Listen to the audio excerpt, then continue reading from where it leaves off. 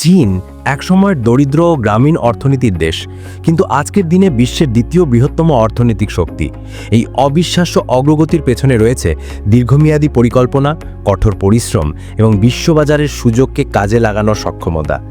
এই ভিডিওতে আমরা বিস্তারিতভাবে জানব কিভাবে চীন এই সাফল্য অর্জন করল, এর মূল স্তম্ভগুলো কী ছিল এবং ভবিষ্যতে এই অগ্রগতি কোন দিকে গড়াবে। চীনের অর্থনৈতিক পরিবর্তনের সূচনা ঘটে 1978 সালে, যখন দেশটির নেতা দেং শিয়াওপিং সংস্কার ও উন্মুক্তীকরণ নীতিমালার ঘোষণা দেন। এই নীতির মাধ্যমে চীন ধীরে ধীরে সমাজতান্ত্রিক অর্থনীতি থেকে বাজারমুখী অর্থনীতির দিকে রূপান্তর ঘটায়। সরকারের নিয়ন্ত্রিত কাঠামো থেকে সরে এসে ব্যক্তি উদ্যোগ, বিদেশি বিনিয়োগ এবং বেসরকারি মালিকানাকে উৎসাহিত করা হয়। এর ফলেই গ্রামীণ অর্থনীতি শহরমুখী হয় এবং দেশ জুড়ে শিল্পায়ন শুরু হয়। এই পরিবর্তনের এক বড় দিক ছিল চীনের বিশেষ অর্থনৈতিক অঞ্চল বা স্পেশাল ইকোনমিক জোনস তৈরি। এই অঞ্চলগুলোতে কর ছাড়, সহজ নিয়মকানুন এবং অবকাঠামোগত সুবিধা দিয়ে বিদেশি বিনিয়োগ আকর্ষণ করা হতো। শেনজেন ছিল প্রথম এবং সবচেয়ে সফল এসইজেড, যেখানে কৃষিভিত্তিক একটি এলাকা মাত্র কয়েক দশকে হয়ে ওঠে আধুনিক প্রযুক্তি এবং শিল্পের কেন্দ্রবিন্দু। চীনের অর্থনৈতিক প্রবৃদ্ধির আরেকটি চালিকা শক্তি ছিল এর রপ্তানি নির্ভর শিল্প। চীন বিশ্বের কারখানা নামে পরিচিত হয়ে ওঠে, কারণ বিশ্বের প্রায় সব প্রান্তেই মেড ইন চায়না পণ্য ছড়িয়ে পড়ে। কম মজুরির শ্রম, উচ্চ উৎপাদন ক্ষমতা এবং বৃহৎ জনশক্তির কারণে চীন বিশাল আকারে উৎপাদন করতে পারে এবং কম দামে বিশ্ববাজারে পণ্য সরবরাহ করতে পারে। একই সঙ্গে সরকার চীনের অবকাঠামো খাতে বিশাল বিনিয়োগ করে। উচ্চগতির ট্রেন, আধুনিক সড়ক ব্যবস্থা, আন্তর্জাতিক বন্দর এবং জ্বালানি সুবিধা দেশজুড়ে তৈরি হয়। এর ফলে দেশের ভেতরে ব্যবসা বাণিজ্য সহজ হয় এবং বিশ্ববাজারের সঙ্গে সংযোগ সুদৃঢ় হয়।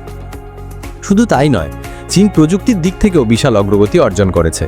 হুয়াওয়ে, আলিবাবা, টেনসেন্টের মতো প্রযুক্তি জায়ান্টগুলো বিশ্বমঞ্চে নিজেদের অবস্থান পাকাপোক্ত করেছে। চীনের এই অর্থনৈতিক অগ্রগতি শুধু দেশের অর্থনীতিকেই পরিবর্তন করেনি, বরং বদলে দিয়েছে কোটি কোটি মানুষের জীবনযাত্রা। দারিদ্র্যসীমার নিচে থাকা মানুষদের মধ্যে অনেকেই এখন মধ্যবিত্ত শ্রেণীতে উঠে এসেছে।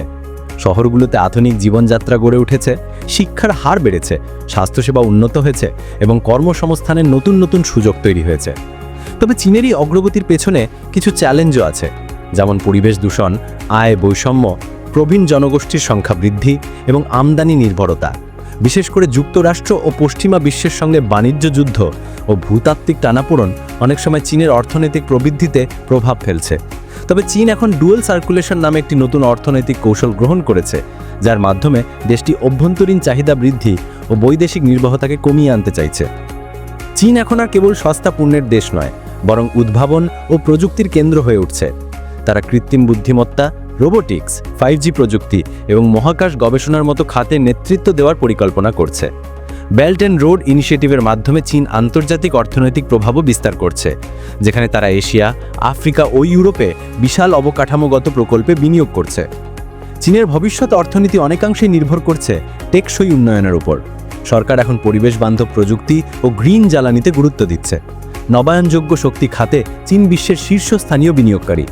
একই সঙ্গে প্রযুক্তি নির্ভর অর্থনীতি গড়ে তুলতে তারা মেড ইন চায়না 2025 প্রকল্প হাতে নিয়েছে, যার লক্ষ্য চীনের শিল্প খাতকে উচ্চমূল্য প্রযুক্তিতে উন্নীত করা। চীনের এই অগ্রগতির কাহিনী শুধু একটি দেশের উন্নয়নের গল্প নয়, বরং এটি একটি দৃষ্টান্ত কিভাবে দীর্ঘমেয়াদী পরিকল্পনা, আন্তর্জাতিক বাণিজ্য ও প্রযুক্তি গ্রহণের মাধ্যমে একটি জাতি নিজের ভাগ্য পরিবর্তন করতে পারে। তবে এই সাফল্যের পেছনে যেমন সুফল রয়েছে, তেমনি কিছু ঝুঁকি ও দায়বদ্ধতাও রয়েছে, যেগুলোর উপর ভবিষ্যতে নজর দিতে হতে পারে। শেষ কথা হলো, চীন এখন এমন এক পর্যায়ে পৌঁছেছে যেখানে তাদের অর্থনীতি শুধু নিজেদের উন্নয়নেই নয়, পুরো বিশ্বের অর্থনৈতিক গতিপথও প্রভাব ফেলছে। আগামী দিনে এই শক্তি কতটা ইতিবাচক ভূমিকা রাখবে তা নির্ভর করবে তাদের নীতি নির্ধারকদের বিচক্ষণতা এবং বৈশ্বিক সহযোগিতার উপর। এই ছিল চীনের অর্থনৈতিক অগ্রগতির এক বিস্তারিত চিত্র।